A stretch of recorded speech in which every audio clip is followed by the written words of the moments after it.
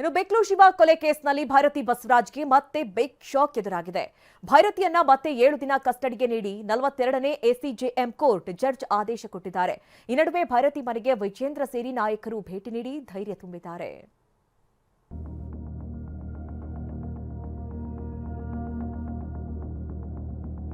BJP ಶಾಸಕ ಭೈರತಿ ಬಸವರಾಜ್ 7 ದಿನ CID ಕಸ್ಟಡಿಗೆ.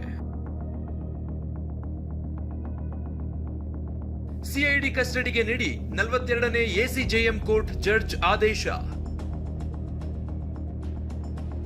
ಬಿಕ್ಲು ಶಿವ ಕೊಲೆ ಕೇಸಲ್ಲಿ ಬಂಧನಕ್ಕೊಳಗಾಗಿರುವ ಬಿಜೆಪಿ ಶಾಸಕ ಭೈರತಿ ಬಸವರಾಜ್ಗೆ 42ನೇ ಎಸಿಜೆಎಂ ಕೋರ್ಟ್ ಶಾಕ್ ಕೊಟ್ಟಿದೆ. ಹೃದಯ ಸಂಬಂಧಿ ಕಾಯಿಲೆ ಕಾರಣ ಕೊಟ್ಟಿದ್ದ ಭೈರತಿ ಬಸವರಾಜ್ ಕಳೆದ 2 ದಿನಗಳಿಂದ ಜಯದೇವ ಆಸ್ಪತ್ರೆಯಲ್ಲಿ ಅಡ್ಮಿಟ್ ಆಗಿದ್ರು.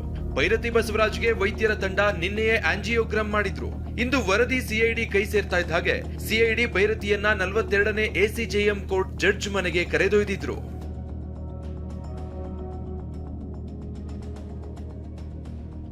ಜಡ್ಜ್ ಮನೆಗೆ ಸಿಐಡಿ ಎಂಟ್ರಿ ಕೊಡ್ತಿದ್ದಂತೆ ಭೈರತಿ ಬಸವರಾಜ್ ಹೆಲ್ತ್ ರಿಪೋರ್ಟ್ ಅನ್ನ ಜಡ್ಜ್ಗೆ ಅಧಿಕಾರಿಗಳು ನೀಡಿದ್ರು.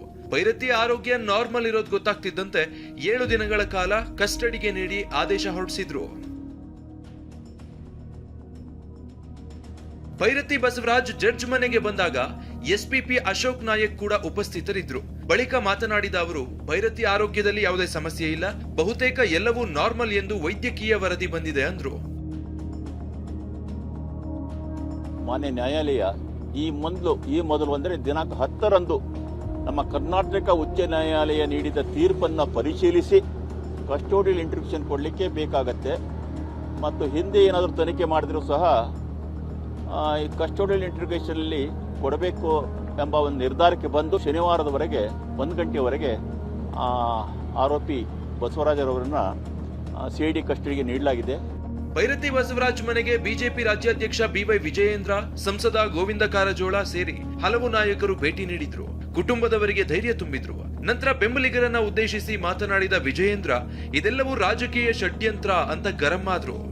ನಮ್ಮ ಪರೀಕ್ಷಾ ಸಮಯ, ನಾವು ಕೂಡ 20-30 ಕೇಸ್ಗಳು ನಾನು ಕೂಡ ಎದುರಿಸಿದ್ದೇನೆ. ತಂದೆಯವ್ರ ಮೇಲೆ, ಕುಟುಂಬದ ಮೇಲೆ ಹಾಕಿದಾಗ ಈ ರಾಜಕೀಯ ಷಡ್ಯಂತ್ರಗಳು ಹೇಗಾಗಿ ನಡೀತಾವೆ ಎಲ್ಲವೂ ಕೂಡ ನಮಗೆಲ್ಲ ಗೊತ್ತಿದೆ, ನಿಮ್ಗಳಿಗೂ ಕೂಡ ಗೊತ್ತಿರುವಂಥದ್ದು.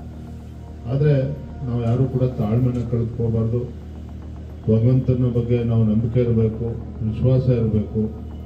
ಇವತ್ತೆಲ್ಲ ಒಂದು ಒಳ್ಳೆ ಅಡ್ವೊಕೇಟ್ಸ್ ತಂಡವೂ ಕೂಡ ಇದೆ. ಇವರೊಂದು ಪ್ರಾಸೆಸ್ ಸ್ವಲ್ಪ ಸಮಯ ತೆಗೆದುಕೊಳ್ತದೆ. ವಿಚಾರಣೆ ವೇಳೆ ಭೈರತಿ ಬಸವರಾಜ್ ಮನೆ ಊಟದ ಬಗ್ಗೆ ಮನವಿ ಮಾಡಿದ್ರು. ಈ ಬಗ್ಗೆ ಅರ್ಜಿ ಸಲ್ಲಿಸುವಂತೆ ಜಡ್ಜ್ ಸೂಚನೆ ನೀಡಿದ್ರು. ಅರ್ಜಿ ವಿಚಾರಣೆ ನಾಳೆಗೆ ಬರಲಿದೆ. ಸದ್ಯ ಭೈರತಿ ಬಸವರಾಜ್ಗೆ ಜಯದೇವ ಆಸ್ಪತ್ರೆ ಮೆನುವಿನಂತೆ ಊಟದ ವ್ಯವಸ್ಥೆ ಕಲ್ಪಿಸಲು ಸೂಚನೆ ನೀಡಲಾಗಿದೆ. Bureau report, TV9.